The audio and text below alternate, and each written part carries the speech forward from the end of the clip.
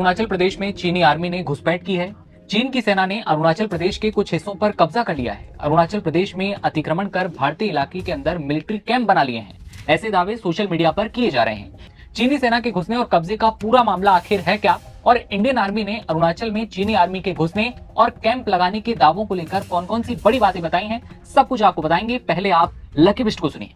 इस समय हर social media पर यार एक ही न्यूज चल रही है कि क्या सच में अरुणाचल प्रदेश के अंदर जो चाइनीज आर्मी है पीएलए वो 60 किलोमीटर तक अंदर आके कब्जा कर लिया है।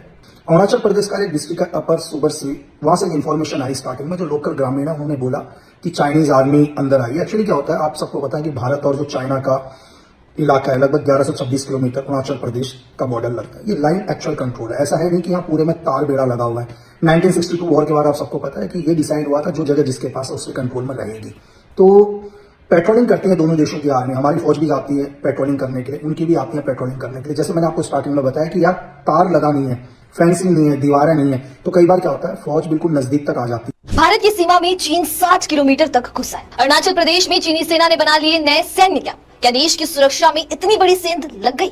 इन चौंकाने वाले दावों ने सोशल मीडिया पर देखते ही देखते आग की तरह फैलकर लाखों लोगों को चिंता में डाल दिया। हर तरफ एक ही सवाल गूंजने लगा, क्या सचमुच चीन ने भारतीय सीमा के भीतर 60 किलोमीटर तक घुसपैठ कर ली है? दावा इतना गंभीर था कि लोगों के मन में डर, गुस्सा और अनगिनत सवाल पैदा होना स्वाभाविक था। लेकिन सोशल मीडिया पर भारत के वीडियोस वायरल हो रही हैं जिसमें चाइना की पीएलए को यानी पीपल लिबरेशन आर्मी को भारत के गांव के अंदर, अरुणाचल प्रदेश के मुख्तलिफ गांव हैं जिनमें उन्हें दिखाया जा रहा है और वो गांव वालों को बाकायदा पीटते नजर आ रहे हैं, उन्हें धकेलते नजर आ रहे हैं। और दूसरी तरफ भारत की जब आर्मी से रब्ता किया गया कि इस बारे में आप लोगों की क्या रिपोर्ट है, तो उन्होंने मोदी वाला जवाब दिया, ना कोई आए हैं ना कोई आएंगे।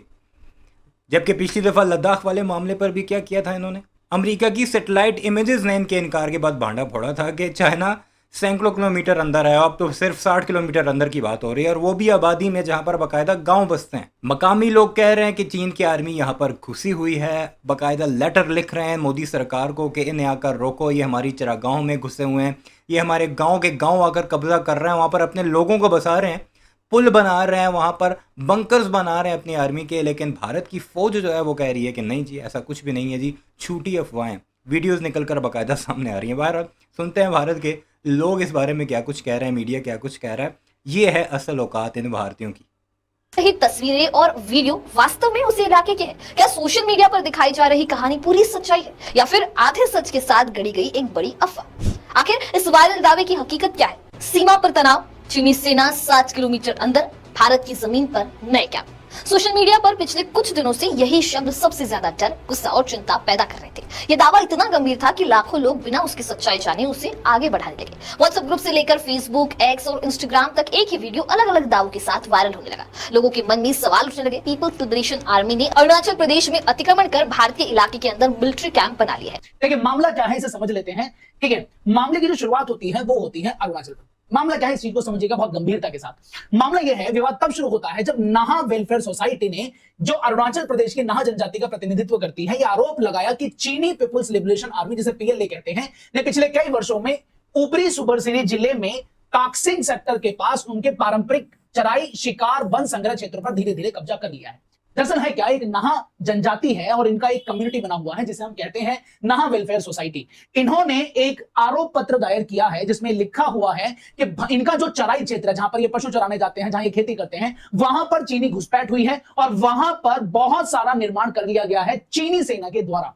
ठीक है, अब आगे की खबर क्या, और भारत सरकार की जो सेना है उसने क्या जवाब दिया उसे भी धीरे धीरे पढ़ेंगे। पहले इनका आरोप पढ़ लेते हैं। इनका आरोप है कि चीनी सैनिक ने अपनी उपस्थिति धीरे धीरे बढ़ाई है, सड़कें, पुल और अन्य जो सेवाएं हैं और जो शिविर है वो वहां पर तैनात कर लिए गए हैं, और जनजातीय समुदाय अपने पूर्वजों की भूमि तक नहीं पहुंच पा रही है, वो इनसे छीन गई है। भारत सेना की इसमें प्रतिक्रिया यह है कि इस रिपोर्ट ने राष्ट्रीय स्तर पर ध्यान आकर्षित कर लिया है, तो भारतीय सेना ने आधिकारिक स्पष्टीकरण जारी किया। जैसे ही ये रिपोर्ट भारतीय सेना तक पहुंची कि चीनी सेना जो है वो ऊपरी सुबनसिरी जो हमारा क्षेत्र है वहां पहुंच गई है, तो तुरंत एक बड़ी सेना अरुणाचल प्रदेश पहुंची, वहां जो लाइन ऑफ एक्चुअल कंट्रोल है वहां तक पहुंची, और उसने जाकर के ये देखा कि ऐसा जिस रिपोर्ट में बताया गया है ऐसा कुछ वहां पर है नहीं। चीन ने भारत के अरुणाचल में 60 किलोमीटर अंदर तक कब्जा कर लिया है, ऐसा लिखकर कई सारे वीडियो सामने आए थे। ऐसे में अब सवाल है कि आखिर असली खबर क्या थी? पिछले दिनों अरुणाचल प्रदेश से लगी भारत तिब्बत सीमा पर चीन की ओर से नई सड़क बनाए जाने का खुलासा ताजा सैटेलाइट तस्वीरों में हुआ था। यह सड़क उस विवादित क्षेत्र में दो बस्तियों को जोड़ती है जो 1959 से चीन के नियंत्रण में है और वर्तमान में वास्तविक नियंत्रण रेखा के पार स्थित है। नई सड़क 2021 में बसाए गए एक गाँव को 2026 में विकसित की गई नई बस्ती से जोड़ती है। इन बस्तियों में हेलीपैड और सीमेंट प्लांट जैसे दोहरे उपयोग यानी ड्यूअल यूज वाली सुविधाएं भी दिखाई देती है। भारत सरकार ने हालिया चीनी घुसपैठ के दावों को खारिज किया है। केंद्रीय मंत्री किरेन रिजिजू और भारतीय सेना का कहना है कि इस क्षेत्र में सीमा का औपचारिक निर्धारण नहीं हुआ है, इसलिए दोनों देशों की एलएसी को लेकर अलग अलग धारणा है। केंद्रीय मंत्री किरेन रिजिजू के मुताबिक ऐसी स्थिति में दोनों पक्षों की गश्त कभी कभी एक दूसरे के दावे वाले क्षेत्र तक पहुंच जाती है। आखिर ऐसा भ्रम क्यों है कि हम ये निर्धारित नहीं कर पा रहे कि ये जमीन आपकी है और ये जमीन हमारी है? इसके पीछे भी एक रोचक कहानी है, ध्यान से सुनिएगा। ठीक है, क्षेत्र में भारत की जो अखंडता है, इस बात पर ये आर्मी कहती है कि वो पूरी तरीके से सुरक्षित है। तो फिर ये वेलफेयर सोसाइटी जो है, इसने आरोप क्यों लगाए हैं, इसे भी समझते हैं। दरअसल है क्या, ये वेलफेयर सोसाइटी जो है, इसके बारे में जान लेते हैं। इनका ये आरोप लगा है कि यहां पर इन्होंने ज्ञापन दिया था अपना। ज्ञापन के दौरान बुनियादी ढांचा निर्माण चल रहा है, यानी कि चीन सेना जो है वो लगातार यहां पर सड़कें बना रही है, सैन्य कैंप लगाती है, निगरानी चौकी बना रही है और पुल बना रही है। ठीक है, जिससे इनकी जो जमीन है वो छीनी जा रही है, इनके जो चराई के मैदान है उनका नुकसान हो रहा है, इनकी जमीन थोड़े थोड़े बदलाव के उपयोग, इनके जमीन के थोड़े से बदलाव में भी इनका जो जीवन है पूरी तरीके से प्रभावित करता है, क्योंकि ये खास तौर से औषधि जो मैंने कहा इस पर निर्भर रहते हैं। ठीक, अब ऐसा क्यों है कि भारत और चीन के बीच में ये जो सीमा रेखा है ये निर्धारित नहीं है? ये भी सच है, इसकी भी डिटेल जान लीजिए, ये सच क्यों है। दरअसल होता क्या है, ऐसे टकराव इसलिए भी होते हैं क्योंकि भारत चीन की जो सीमा है वो सामान्य अंतरराष्ट्रीय सीमा जैसी नहीं है।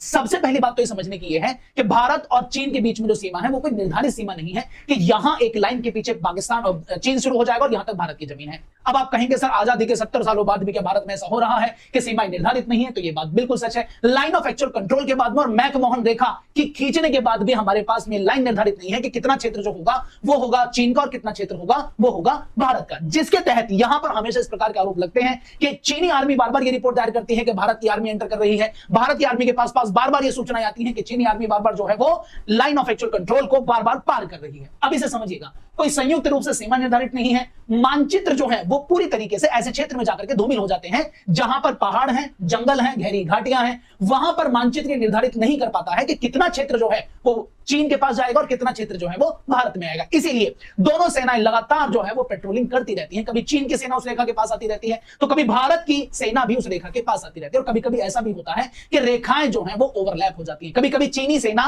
ओवरलैप करके भारत की तरफ घूमकर चली जाती है और कभी कभी भारतीय सैनिक भी चीन की तरफ घूम करके ओवरलैप करके वापस आ जाते हैं। लेकिन यहां समस्या क्या है? यहां समस्या है चीन द्वारा किए जाने वाले निर्माण की, जो इस ज्ञापन में बोला गया है, जिसके बाद में भारतीय सेना यह कह रही है कि ओवरलैपिंग की समस्या पहले से होती आई है, लेकिन ये जो विनिर्माण है ये नहीं हुआ है। और यहां समुदाय का यह कहना है कि विनिर्माण हुआ है। बड़ा ज़बरदस्त जवाब दिया जी भारतीयों ने कि ओवरलैप हो रही हैं जी। हम कहते हैं कि ये हमारा एरिया है, चाइनीज़ कहते हैं ये हमारा एरिया है, तो इसलिए चाइना की फ़ौज आ जाती है, घुस जाती है। और यही सेम चीज़ इन्होंने लद्दाख और लिपोलेक और ये बाकी जो एरियाज़ थे जहाँ पर चीन पहले घुसा था और घुस के इनके तकरीबन 40 फौजी मारे थे, उस पर भी नरेंद्र मोदी समेत भारतीय मीडिया का यही रिएक्शन था। बाद में फिर अमेरिका की सैटेलाइट इमेजेस जब आई तो इन्हें मुंह की खाना पड़ी कि हाँ जी, सैकड़ों किलोमीटर एरिया में तो चीन अभी तक बैठा हुआ है, बंकर्स बनाकर, पक्की बिल्डिंगें बनाकर।